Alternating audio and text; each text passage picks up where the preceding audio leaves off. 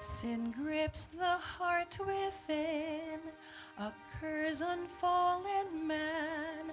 This pride and selfishness we hold inside. Though we were all condemned, we had a loving friend who came to save us. He lived a perfect life and gave the blind their sight, fulfill the things foretold by prophecy. He humbly took his cross and died to save the lost, our sins forgiven.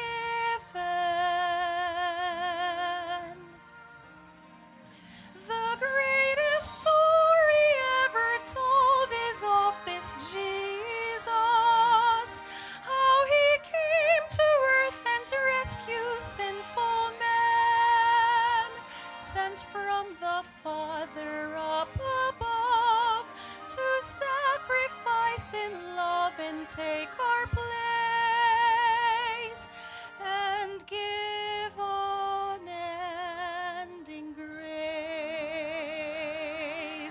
The Son of God who gave his life and took the grave, obeyed his Father's will despite the cost. But death cannot contain his power, his love, his grace, for he is risen.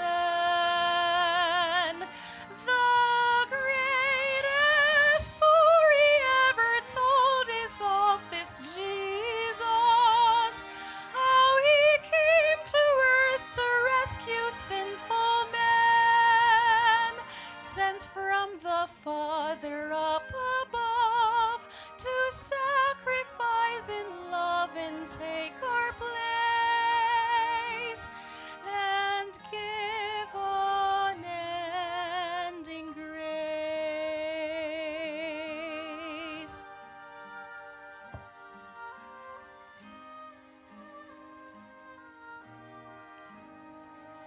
The greatest story ever told is of this Jesus.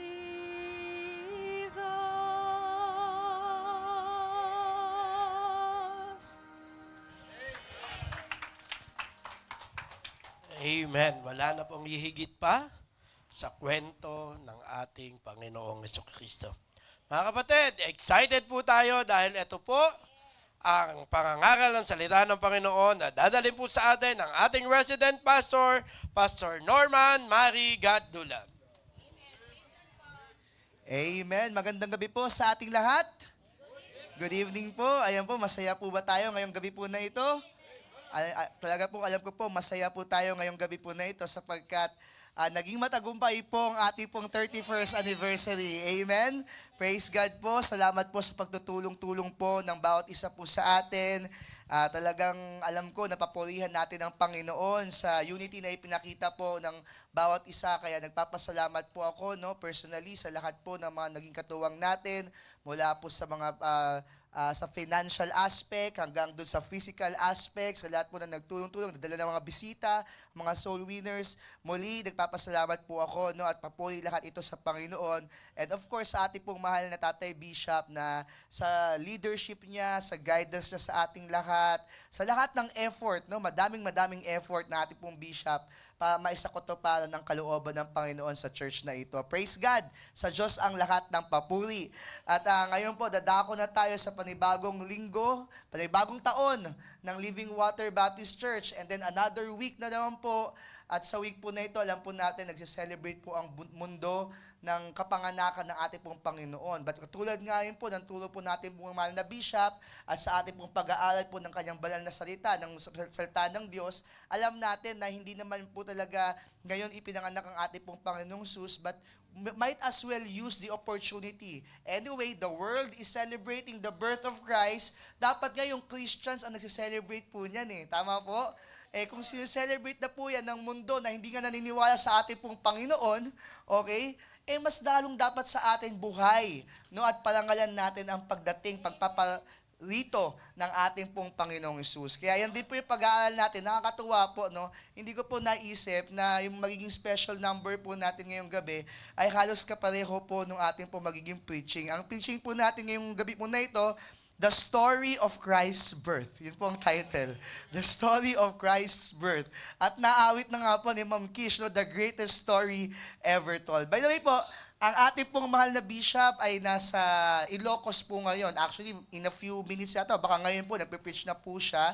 Kaya salamat po sa lahat ng mga prayer warriors na ating pong mahal na bishop. Kasama ngayon po niya si Pastor Mark J. At nandun po sila for the rest of the week. At siguro every night, mapapanood po natin po ating pong mahal na bishop pag-preach po doon. At alam ko po, naintindihan po natin na marami po tayong mga members ang umuwi na po sa kanilang mga probinsya. At alam niyo na po, dahil na holidays po ngayon, kinuha na nila po yung opportunity, naiintindihan po naman natin yon. At praise God pa rin po, dahil nandito pa rin po kayo sa ating pong bahay-sambahan, in-adjust lang po natin ng isang araw po yan. At salamat po at nakarating po kayo upang magpuri tayo sa Panginoon. At ang pinaka-importante, makinig ng salita ng Diyos. Amen? So I think we're all ready. Sige po, tayo na po tayo. The story of Christ's birth. Christ's birth. Let's read Luke chapter 2, verses 1 to 7. Luke chapter 2, verses 1 to 7. And it came to pass in those days that there went out a decree from Caesar Augustus that all the world should be taxed. And this taxing was first made when Cyrenius was governor of Syria. And all went to be taxed, everyone into his own city. And Joseph also went up from Galilee out of the city of Nazareth into Judea unto the city of David, which is called Bethlehem, because he was of the house and lineage of David, to be taxed with Mary, his espoused wife, being great with child. And so it was that while they were there, the days were accomplished that she should be delivered. And she brought forth her firstborn son, and wrapped him in swaddling clothes, and laid him in a manger, because there was no room for them in the inn. Sa Matthew chapter 1, verse 21, ang sabi po ng salita ng Diyos, and she shall bring forth a son, and thou shalt call his name Jesus, for he shall save his people from their sins. Tayo po'y manalangin. Dear Father in heaven, thank you, Panginoon, sa pagkakataon pa rin po na kami po'y magsama-sama to worship you in spirit and in truth, and to hear your precious word. O God, gamitin niyo po ako, Panginoon, sa oras po na ito, sa pangangaral po ng inyong salita. Nawa, Panginoon, magbigay po ito, Panginoon, ng kaalaman, ng karunungan, Panginoon, at pagbabago po sa aming pong buhay, ayon po, alinsun, Panginoon, sa kalooban niyo po na isinasaad po ng Biblia. Ganun po aming pong mahal na bishop, nakasalukuyan pong nagpe-preach ngayon, patuloy niyo po siyang biyayaan, Panginoon, ng karunungan at mabuting kalusugan, Panginoon. At Panginoon, sa oras po na ito, even Panginoon, sa mga nanonood po sa amin sa online, nawa, Panginoon, ay ingatan niyo po, Panginoon, na kanilang pakikinig, Panginoon, sa oras po na ito. Thank you for everything, Lord. In Jesus' name we pray. Amen and amen. Sige po, maaari na po kayong umupo. The story of Christ's birth, the greatest story ever told. Napakagandang isipin po na meron po tayong Panginoon na bumaba sa lupa upang abutin ang sangkatauhan. Amen po? Na-appreciate po ba natin ang ating pong Panginoong Hesus? And we appreciate the story na sinulat po sa Biblia upang makita po natin, ma-appreciate po natin kung ano ang naging effort po sa atin ng Diyos upang magbigay sa atin po ng kaligtasan. Record po sa Luke chapter 2 kung paano po nangyari na ang Panginoon po ay naipanganak sa kanya pong laman. Sa pamamagitan po ni Maria, sila po ay pumunta po sa Bethlehem, si Joseph and si Mary, they were about to be taxed. Dahil yun po yung naging parang batas, no, that time, yung census. They were about to be taxed at doon na po naubutan po si Mary. At alam po natin yung naging storya, di ko na pa para ikwento ng mas maraming pa pong beses. Alam na natin itong storya ito, sa ulo na po natin ito. Alam po natin na walang room doon sa inn, kaya doon lang siya sa available na sabsaban, ipinanganak ang ating pong Panginoong Hesus. alam niyo po, when we study the Lord Jesus Christ, the life of the Lord Jesus Christ, pinakita dito sa mga verses po na ito. For example, sa Matthew chapter 1, verse 21, sinabi doon na tatawagin ang pangalan niyang Jesus. Tatawagin po siyang Jesus, for He shall save His people from their sins. At isa po sa inascribe po sa ating pong Panginoong Hesus na pangalan o title ay yung word na Christ, Jesus Christ. Isa rin po sa tinatawag sa Kanya ay Messiah. Okay? Mesias. Alam niyo po, sa Old Testament, yan po ang hinihintay po nila, ang pagdating po ng Mesiyas. Ang Mesiyas po ay isang Hebrew word na ang ibig sabihin, the anointed one. At ang anointing po, ginagawa po yan para sa mga hari. Ibig sabihin ng anointed, specifically chosen. Okay? Usually, they anoint kings with oil. Ganon din po ang ginagawa po sa mga priests. Ina-anoint din po. And some of the prophets in the Old Testament, inanoint din po ng Panginoon. So yung Messiah, the anointed one. Pagdating po sa New Testament, yung Messiah po, in Greek word naman po, dahil yung time po ng Old Testament, ang language po na doon, Hebreo. Pagdating po ng New Testament, nung sinakop na po ng Roma, ang karamihan po sa mundo, sa buong mundo, ang gamit-gamit po nilang salita doon ay Griego. Kaya yung Messiah po, ang translation po niyan sa Greek ay Christ or Christos. Na same lang din po ang ibig sabihin, the anointed one. So when we say Jesus Christ, we say Jesus the Messiah. At kapag sinabi natin the anointed one, ang ibig sabihin nun, the anointed deliverer. Because people were waiting for someone that God would raise up to become their deliverer. Or in other terms, Savior. Kaya when we say Jesus the Messiah, hindi lang yan pinapakita yung pagiging king, yung pagiging prophet, yung pagiging priest ng ating pong Panginoon, ipinapakita doon yung pagiging deliverer or savior ng ating pong Panginoon. Kaya nga nung dumating po ang ating pong Panginoon, tignan niyo po sa Luke chapter 2 verse 11. Luke chapter 2 verse 11. For unto you is born this day in the city of David a Savior, which is Christ the Lord. Tagapagligtas, deliverer, na siyang Mesiyas, Kristo na Panginoon. Yan po ang inascribe na title sa paumpisa pa lang po ng buhay ng Panginoon sa dito po sa lupa. Tinawag po siyang tagapagligtas, tinawag po siyang Mesiyas, tinawag po siyang Panginoon. Kaya naman, sa storya po ng ating pong Panginoong Hesus, sa kanya pong pagparito po, no? Yung una niya pong pagparito, sapagkat hinintay naman natin ngayon yung kanyang pangalawang pagparito, yung second coming, right? So yung first coming or yung first advent ng ating pong Panginoong Hesus dito po sa lupa, makikita natin na ito pong storya na to is the greatest story ever told. Amen? And it's a story of hope and harmony. That's our point number 1. It's a story of hope and harmony. Tingnan niyo po yung konteksto po na nung panahon po na pinanganak po ang ating pong Panginoong Hesus, ang buong mundo or the known world is under the Roman governorship. Okay? Sakop po lahat ng Roma. At alam niyo po ang nangyari po, may mga pasulpot-sulpot ng mga Jewish revolts. Pinapakita ko lang po sa inyo kung ano po yung konteksto po nung panahon po na yon. Ang lahat po under Rome at may mga pasulpot-sulpot po ng mga rebellion ng mga Hudyo. Dahil nga po doon, ang naging pong capital punishment ng Roma ay yung crucifixion. Yung crucifixion po ang pinakamatindi nilang parusa sa mga kriminal. At karamihan po ng mga rebelde ay pinapako po sa krus. Kaya po pinapako sa krus para may public example, may public shaming. Kaya yung mga Hudyo po, sobrang gutom na gutom sila. Saan po sila gutom na gutom? Gutom na gutom po sila for deliverance. Gutom na gutom po sila for a Savior. Gutom na gutom po sila para makita po nila yung Mesiyas. They want to be delivered. They were waiting for God to raise up a Savior. Remember, they were in 400 silent years. Ang huli pong propeta po na merong koneksyon sa ating pong Diyos ay si Malakay.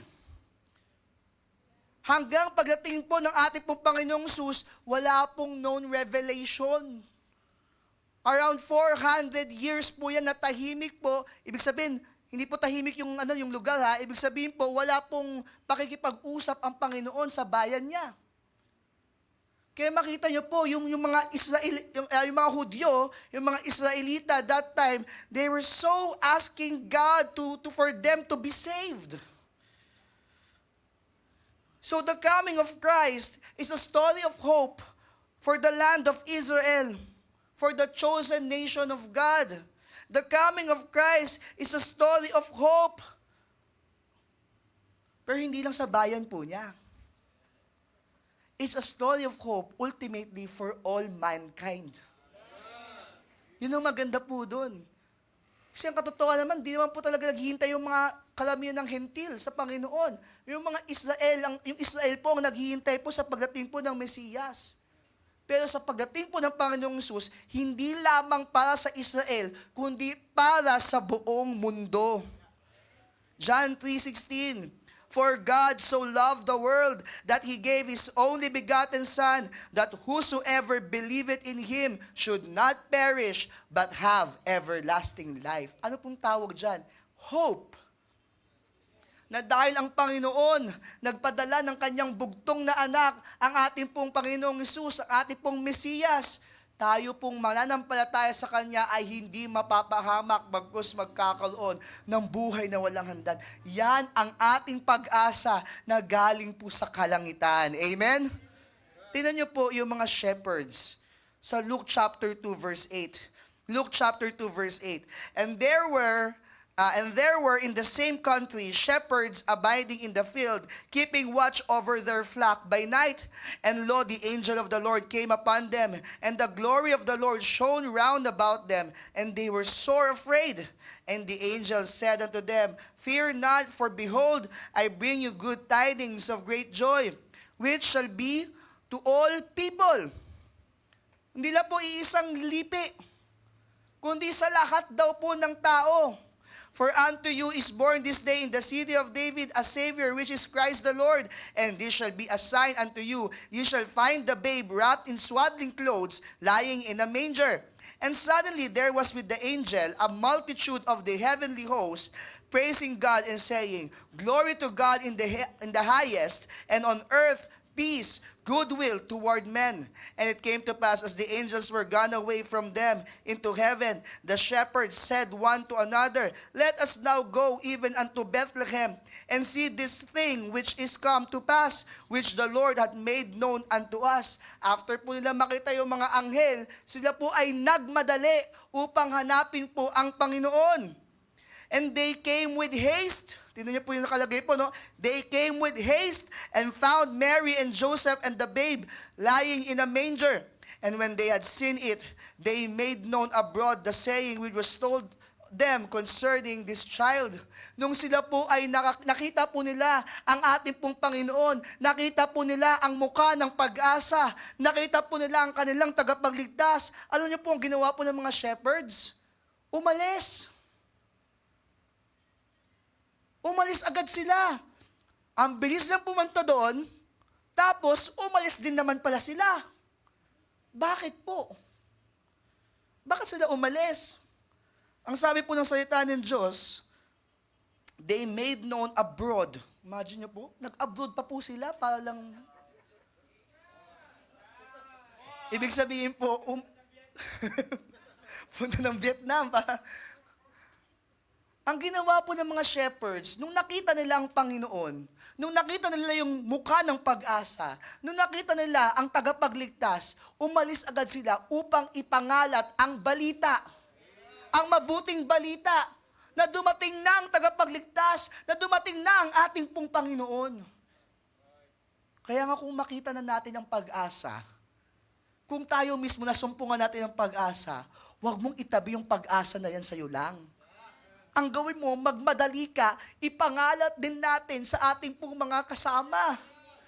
Sa lakad po ng mga nakakasalamuha po natin, ipakita natin yung tunay na pag-asa na bigay po sa atin ng Panginoong Hesus.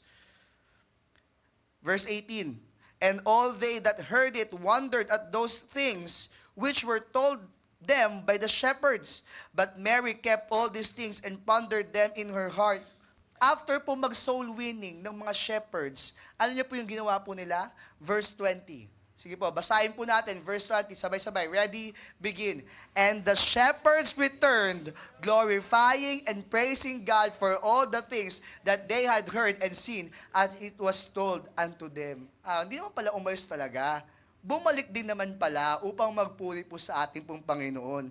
Kaya po nila ginawa yun kasi nakita nila yung mukha ng pag-asa. Nakita po nila na may pag-asa pala ang tao. They were waiting for their sheep, di ba? They were tending their sheep, their flock, that night. Pero hindi nila alam, yung pala yung araw na isisilang po ang pag-asa ng tao. Tingnan niyo po yung sinabi po sa Ephesians chapter 2. Ephesians chapter 2. And you hath he quickened, who were dead in trespasses and sins, wherein in time past he walked according to the course of this world, according to the prince of the power of the air, the spirit that now worketh in the children of disobedience. Yan po tayo noon. Yan po ang sangkatauhan, children of disobedience. Umaayon lamang according sa course of this world, according sa kaaway ng Diyos, ang dyablo. Among whom also we all had our conversation in times past, in the lusts of our flesh. Yung conversation po dyan, ang ibig sabihin po niyan ay yung ating pong lakad. No? Fulfilling the desires of the flesh and of the mind, and were by nature the children of wrath, even as others. Ang mga taong wala sa Panginoon, they were called children of disobedience. They were called children of wrath. But God, who is rich in mercy, for His great love wherewith He loved us, even when we were dead in sins, hath quickened, made alive, quickened us together with Christ. By grace ye are saved, and hath raised us up together and made us sit together in heavenly places in Christ Jesus, that in the ages to come He might shew the exceeding riches of His grace in His kindness towards us through Christ Jesus. For by grace are ye saved through faith, and that not of yourselves. It is the gift of God, not of works, lest any man should boast. For we are His workmanship, created in Christ Jesus unto good works, which God had before ordained that we should walk in them.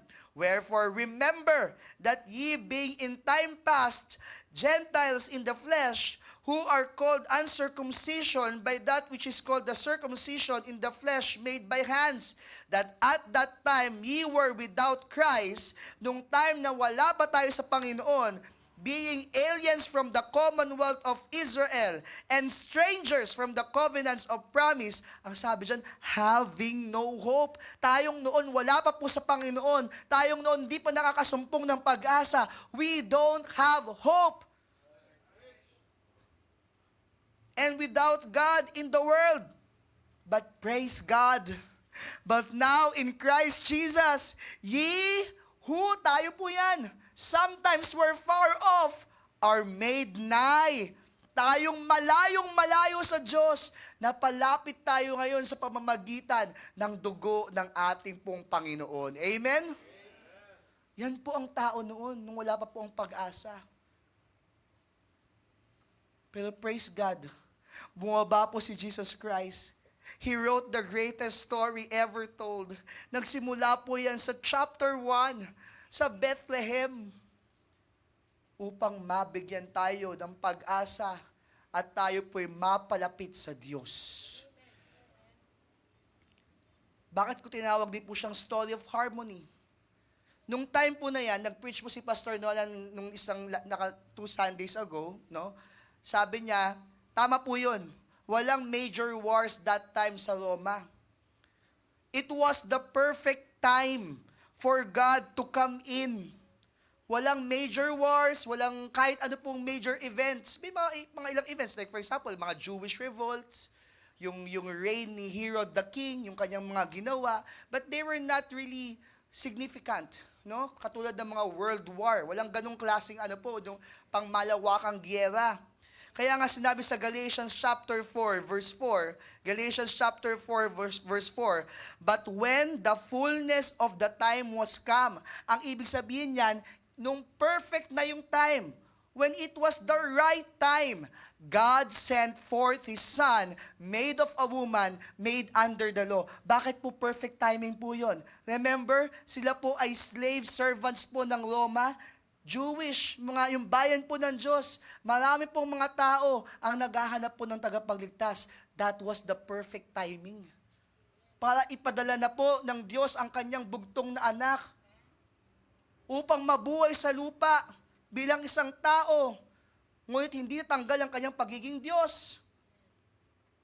Mamatay, mailibing at mabuhay magmuli upang magbigay sa atin ng kaligtasan, ng tiyak na kaligtasan.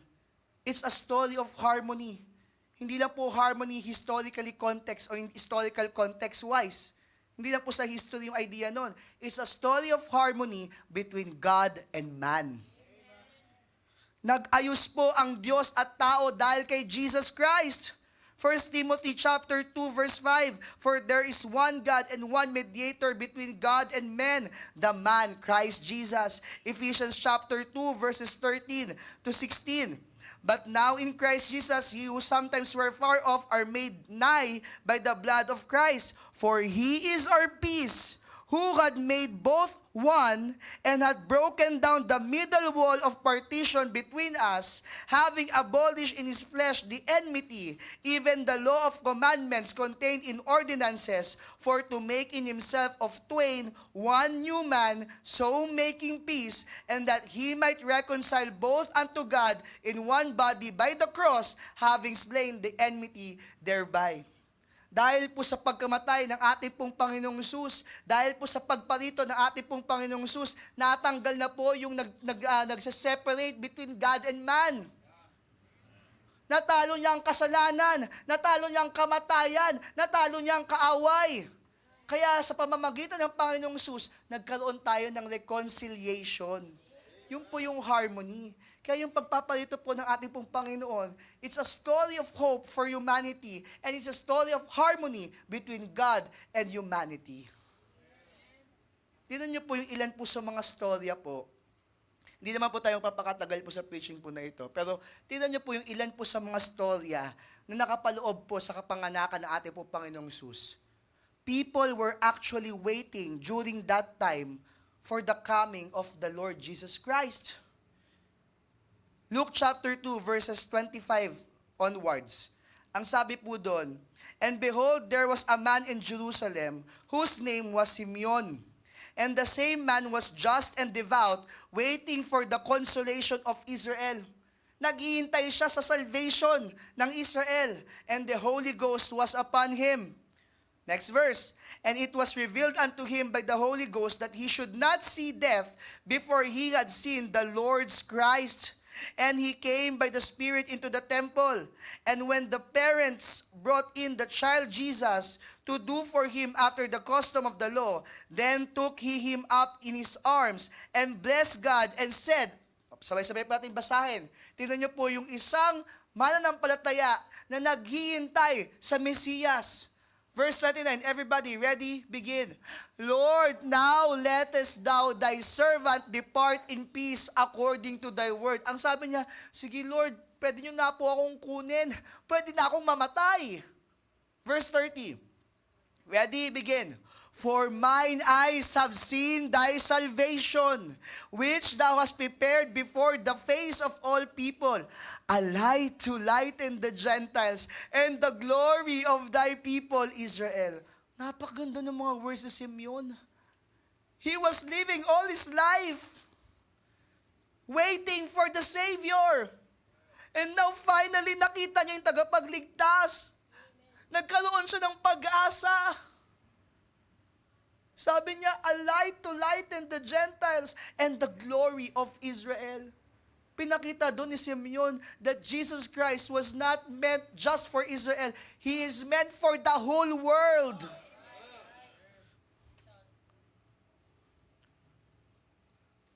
Next verse po.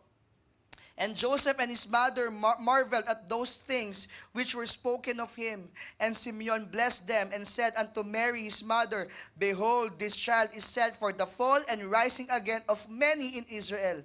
Dahil hindi lahat mananampalataya sa Panginoon. Hindi lahat, di ba, susunod sa Panginoon.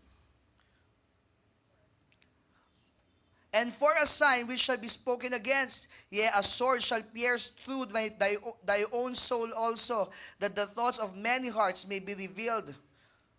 Next po na tao po, na naghihintay po sa Mesiyas. And there was one, Anna, a prophetess, the daughter of Phanuel, of the tribe of Aser. She was of a great age. Sobrang tanda na po nito ni Anna, okay? Siguro po kung si Anna po ay nabubuhay ngayon, baka kasama po siya sa precious rubies. O baka ate po siya ng mga precious rubies. Sabi doon, she was of a great age and had lived with an husband 7 years from her virginity. Ibig sabihin po, 7 years pa lang po siyang kasal, namatay na po yung kanya pong asawa. So malinaw po na si Anna po ay mag-isa po sa buhay. So you see here a picture of a widow, maagang nawalan ng asawa, mag-isa sa buhay ng sobrang tagal na po. And she was a widow of about 84 years. So nasa 80 plus na po siya, no?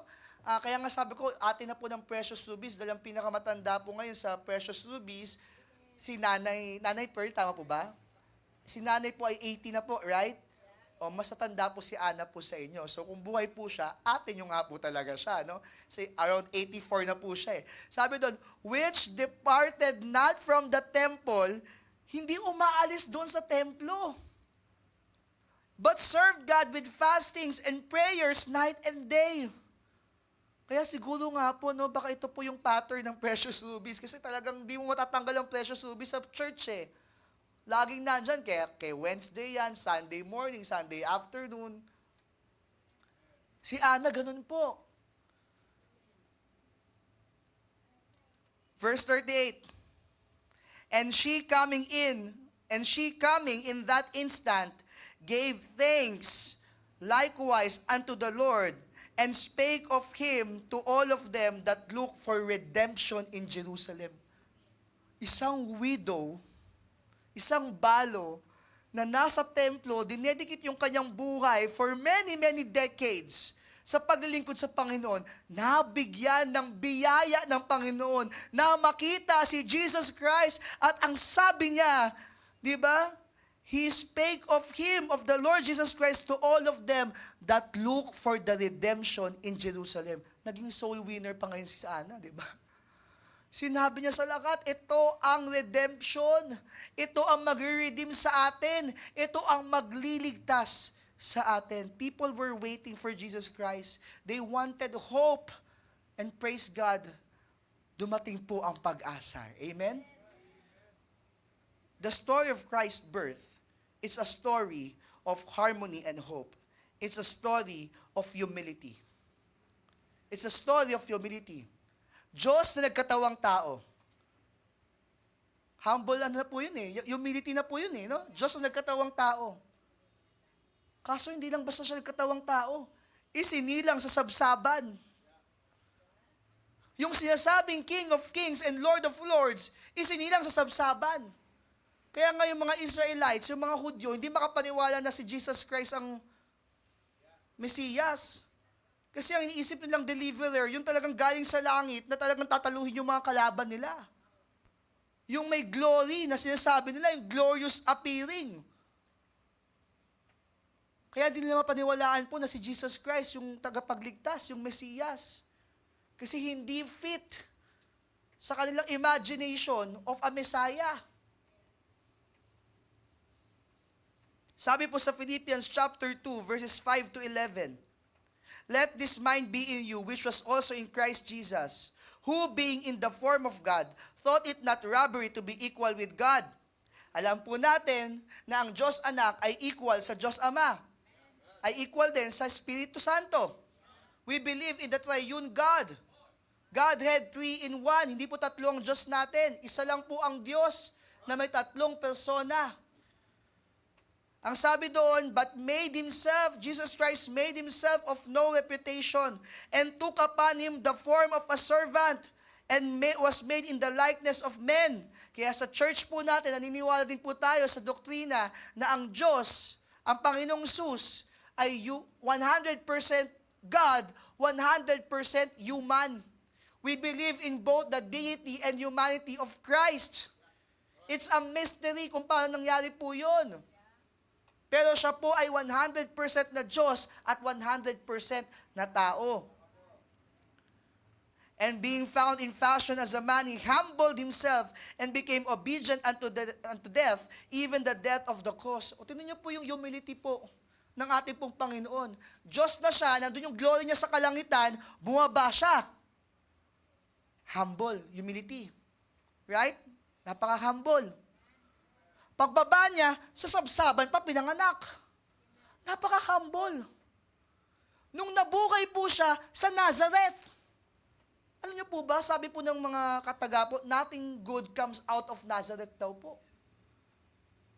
Kasi daw yung mga nasa Nazareth daw, parang patapon, parang ganun yung idea. Napaka-humble. Anong trabaho po ng Panginoong Hesus? Anong trabaho ng kanyang tatay? Sa laman, karpintero. Hindi man lang tax collector para mayaman, no? Hindi man lang anak ng hari.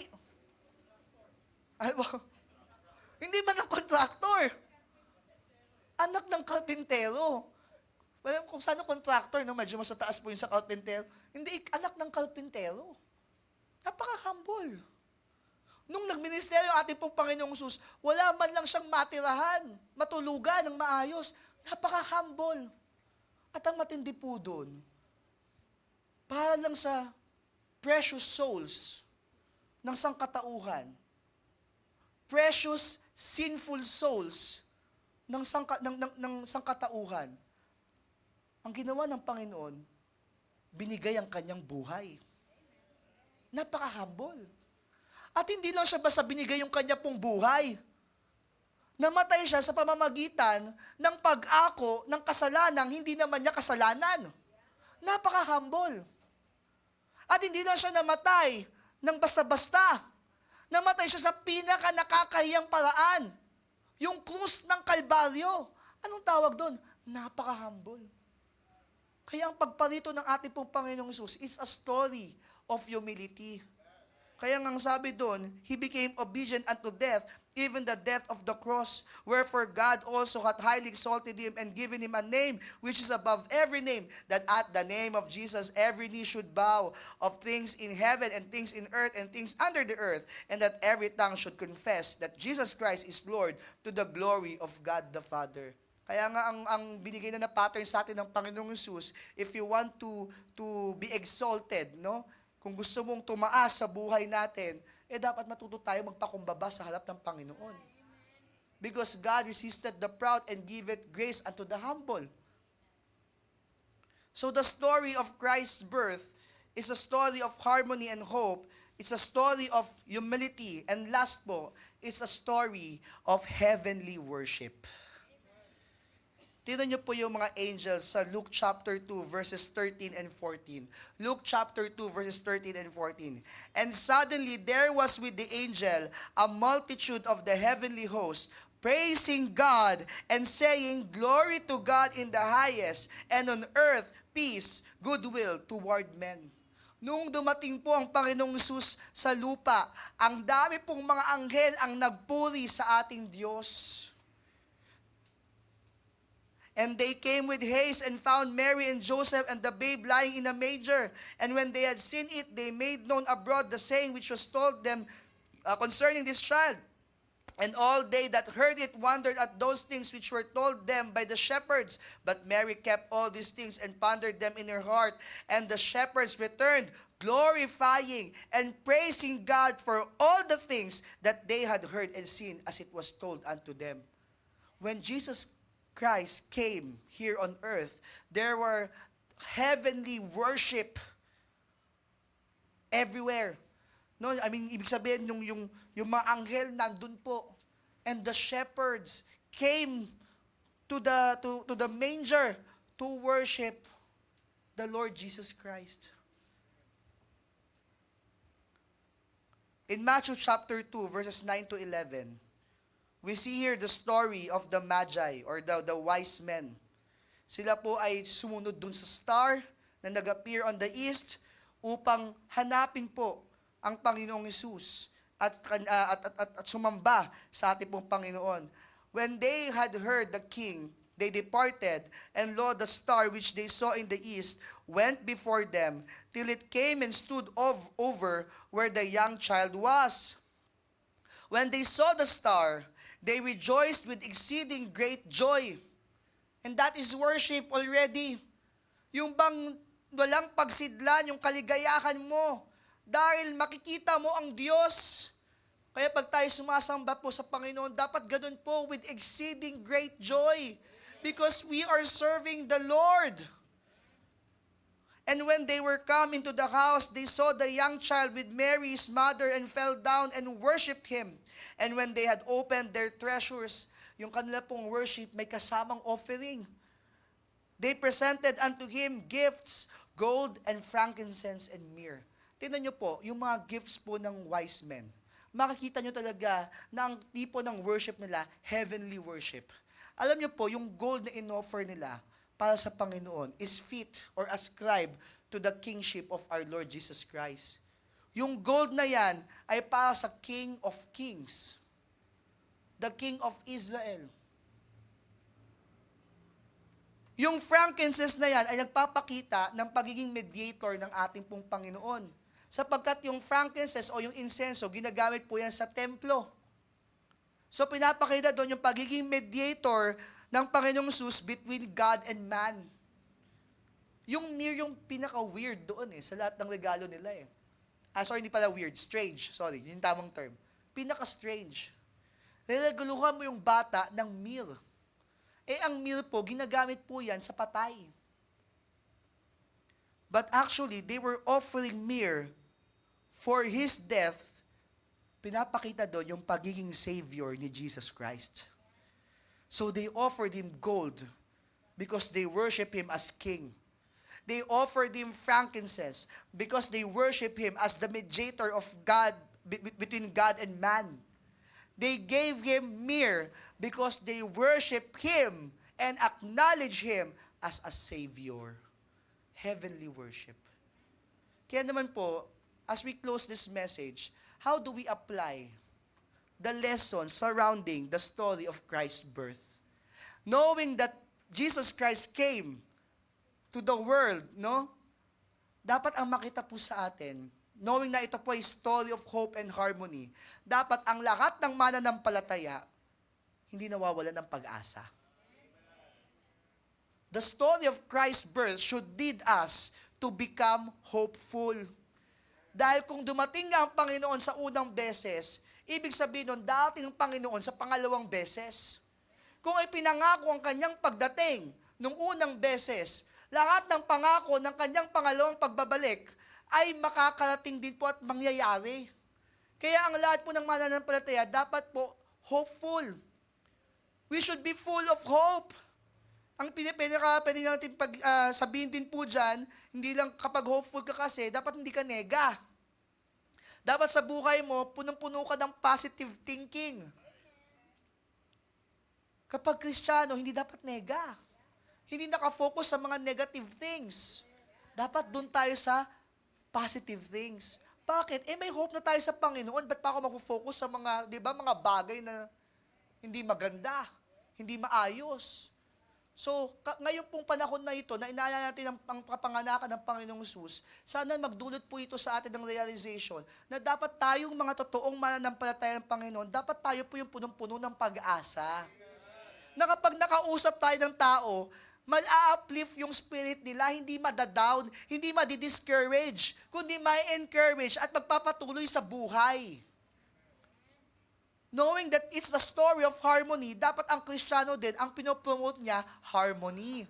Hindi division, hindi pagkakagulo, hindi pagkakasira-sira. Dapat harmony po. Because ang pattern natin pong Panginoong Hesus Pangalawa, knowing that the Lord Jesus Christ came to earth, ano dapat ang ituro ito sa atin? dapat ang mga Kristiyano humble. Kaya nga sabi ni Apostle Paul, let this mind be in you which was also in Christ Jesus. Ang pattern po natin, ang Panginoong Hesus. Kaya dapat ang mga mananampalataya, humble din po. Kaya pag pinag-usapan natin yung humility, dapat nandun din yung submission, di ba? Hindi lang po submission sa authority, submission po sa bawat isa. Ibig sabihin, dapat we know how to adjust to each other. Kaya pag pinag-usapan din natin yung humility, kasama din po dyan yung forgiveness. Kasama din dyan giving forgiveness and asking for forgiveness. Lahat po ng mga aspeto po na yan, pinattern na po yan ng Panginoong Hesus o isinet na po sa atin as a pattern. Lalakaran na lang po natin.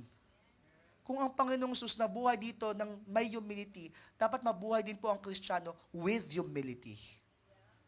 At syempre po, ang Kristiyano din dapat, pag nag-worship, heavenly worship.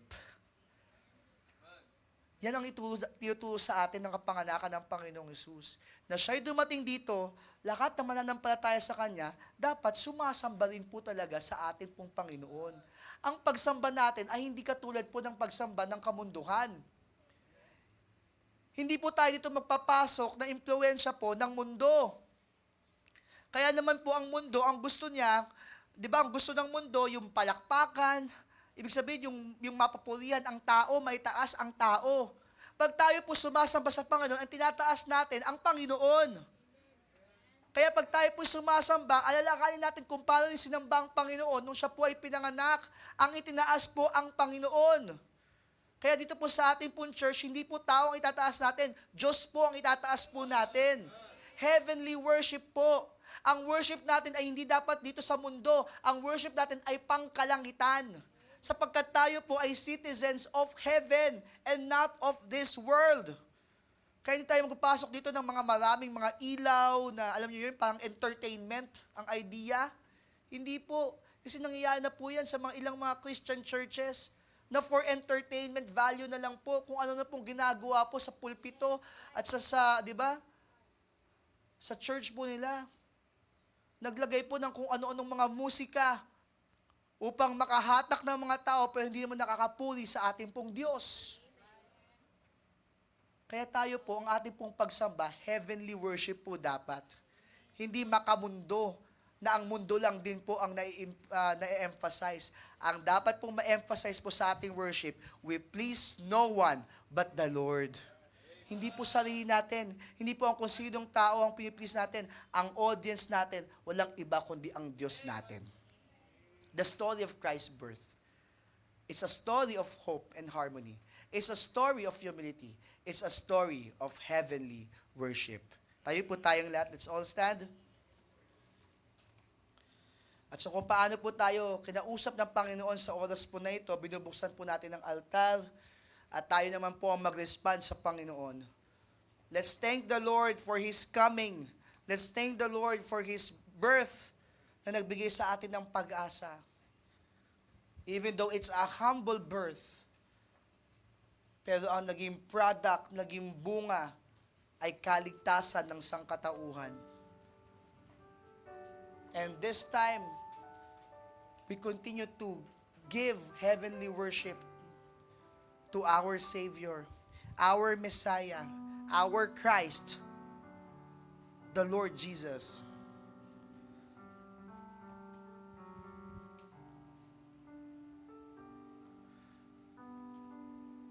Praise God, we have hope.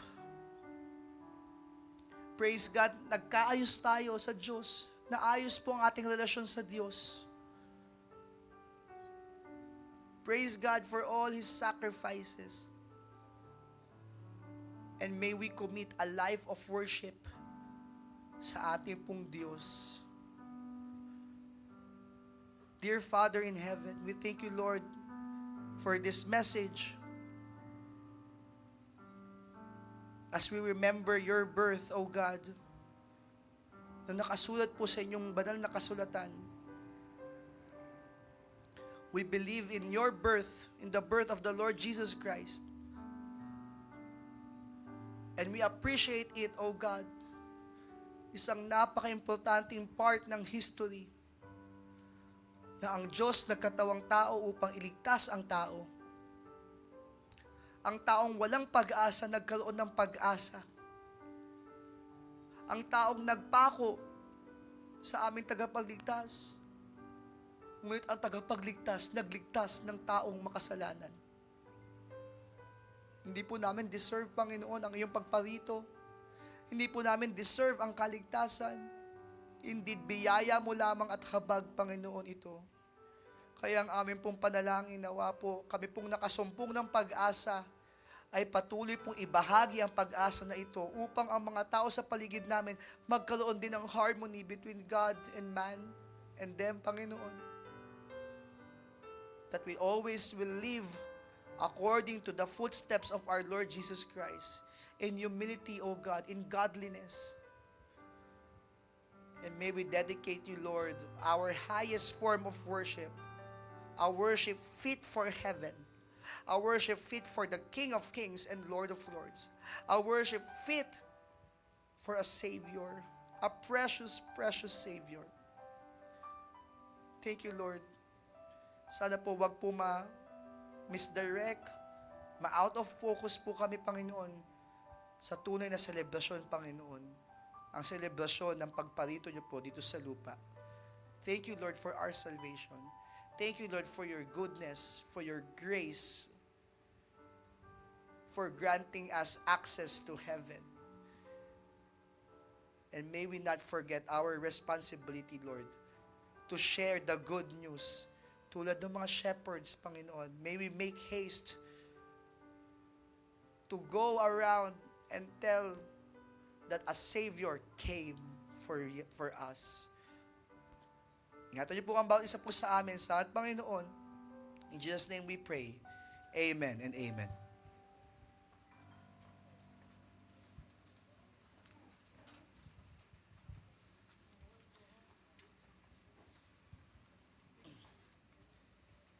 Hello.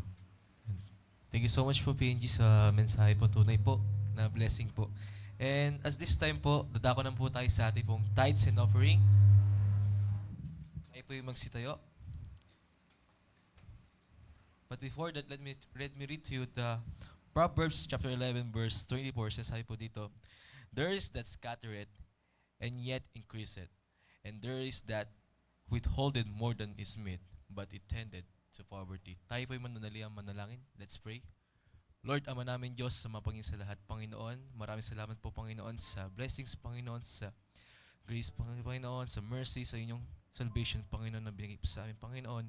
And Lord, and I pray, Panginoon, sa amin pong tithes and offering, Panginoon, naway, Panginoon, pagkalinisan niyo po ang aming puso't isipan, Panginoon, naway, Panginoon, bigyan mo po, Panginoon, pusong, Panginoon, na masaya sa paghandog po ng tithes and offering, Panginoon. And Lord, and I pray, Panginoon, sa malikom po, naway, Panginoon, magamit pa po, Panginoon, sa ikakalago at ikakalawak po ng iyong pong ministeryo. Maraming salamat, Panginoon, sa mga blessings, Panginoon. In Jesus' name we pray. Amen. As we give, let us sing anything that costs me nothing. I cannot come before a righteous holy Lord and offer to Him worldly things I do not need, and hope is pleased. For He wants me to give a heart that's truly His, an offering of highest price, a servant who the Lord can use. and I will not offer anything that costs me nothing. I'll place before Him nothing less than my very best. And if I'm called into sacrifice, it will be worthy of my Christ. I will not offer anything that costs me nothing. Anything that costs me nothing. Amen. Praise God for a blessed service. So ilan lang po sa mga reminders po natin. No? This coming Sunday po ang ating pong year-end fellowship. Of course, with Bishop Freddy De Vega and his family. Kaya i-make sure po natin no, na tayo po ay makarating po this Sunday. 9 a.m. pa rin po yung service natin pero tuloy-tuloy na po tayo yung ating pong program. So bring potluck according do sa mga SWAT groups po natin. Sana po tawag ito na nakapag-announce na po yung mga SWAT leaders para po sa potluck natin this coming Sunday. And then, sa mga gusto pong mag-donate po ng mga raffle items, pwede po. Salamat po, may mga nag-donate na po sa atin po ng raffle items. Mas masaya po kasi kung lahat po tayo, di ba, magbibigay ng kahit wala naman pong given amount. Bahala na po kayo kung worth 50 pesos lang yan, di ba? O kaya worth 5,000, walang problema po yan, ha? So, walang pigilan po kung ilan po ang gusto nyo pong raffle items at kung magkano po. Pero sana po, yung mga raffle items na talagang matutuwa po yung makakabunot, ha? Baka mamaya po pag nag-raffle, tapos hindi pala kagamit-gamit yung ano po. So, dapat po yung ano naman po, yung magagamit po na raffle items. Kaya ko to sinasabi, baka mamaya may magdala po ng hollow blocks, okay? Wala naman po sana magbalot ng hollow blocks, o kaya po buko, di ba? So, yung kagamit-gamit po na raffle items, pwede daw bunot, pwede daw po yung bunot, opo. Lagyan nyo ng floor wax pag ano po, ha? May nagaganon pa ba ngayon? Okay, so yun po. So mag-enjoy po tayo. Una, syempre sa worship natin and then eventually yung fellowship that comes after it. Okay po, so yun pong ating pong year-end program this coming Sunday. Ang costume po natin, pero wag po nyo po muna sasuotin sa worship service sa umaga. Okay, bis lang po tayo pagkatapos. Pero ang costume po natin, royals. Okay, so pwede kayong mag-corona, basta hari, reyna, prinsipe, prinsesa. So, kayo na po mag-isip kung ano po magiging costume nyo po. Okay? So, yun lamang po. May announcement po ba tayo? Opo, so yun lamang po ang announcements po natin. So, gabayan po tayo ng Panginoon. Mag-ingat po tayo sa pag-uwi, sa mga uuwi pong probinsya. Huwag niyo pong kakalimutan, di ba po, na laging Panginoon po ang ating pong kasama. So, gabayan po tayo ng Panginoon. So, tapos na po ang ating pong service. Sa mga online po, salamat po sa inyo pong pakikinig at panonood po. God bless us all.